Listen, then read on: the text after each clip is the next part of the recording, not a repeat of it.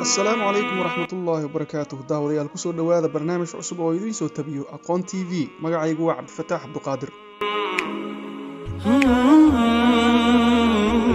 halkan waxaan idinku soo tabin doonaa maanta qaar ka mid ah wadahadaladii iyo xiwaarkii dhex maray qaar ka mid ah culammada waaweyn iyo nimanka mulxidiinta ah ee aan rumaysnayn jiritaanka alle.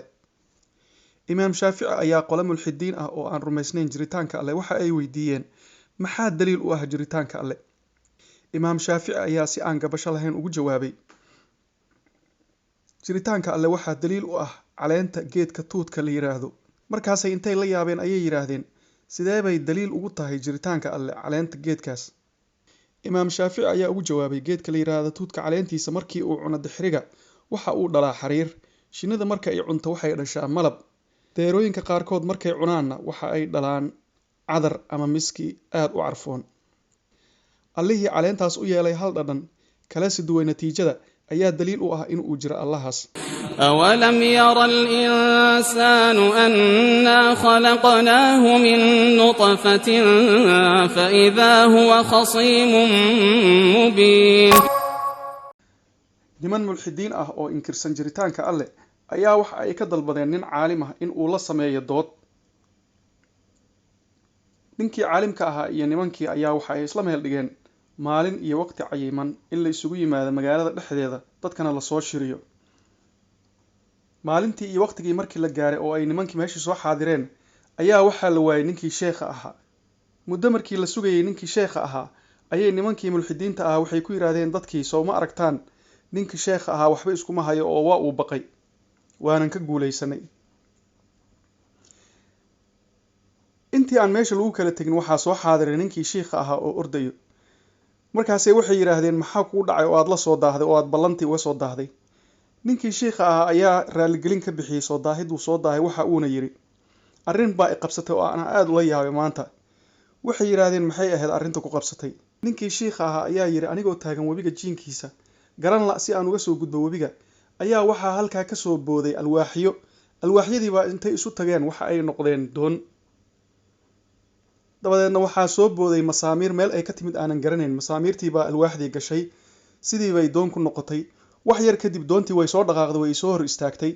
waan soo koray, doontii ayadaba iswaday, halkan bayna i keentay. nimankii mulxidiinta ahaa ayaa intay ku qosqosleen sheekhii dadkii ku yiri, bal ninkan dhageysta sheekadiisa waa uu waashay.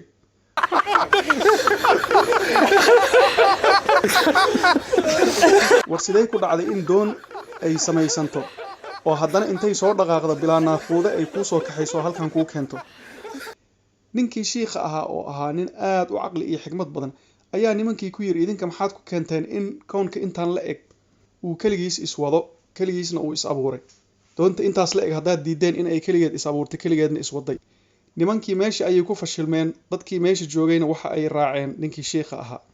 أولم ير الإنسان أنا خلقناه من نطفة أولم ير الإنسان أنا خلقناه من نطفة فإذا هو خصيم مبين.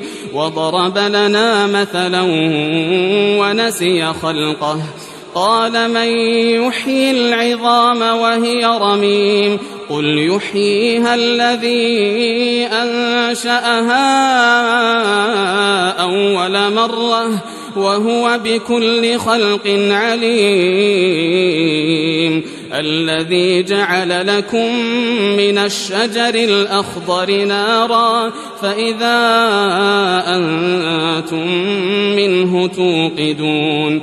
أوليس الذي خلق السماوات والأرض بقادر على أن يخلق مثلهم بلى وهو الخلاق العليم. إنما أمره إذا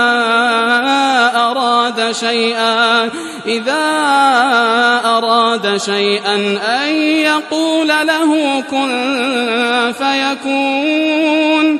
فسبحان الذي بيده ملكوت كل شيء وإليه ترجعون.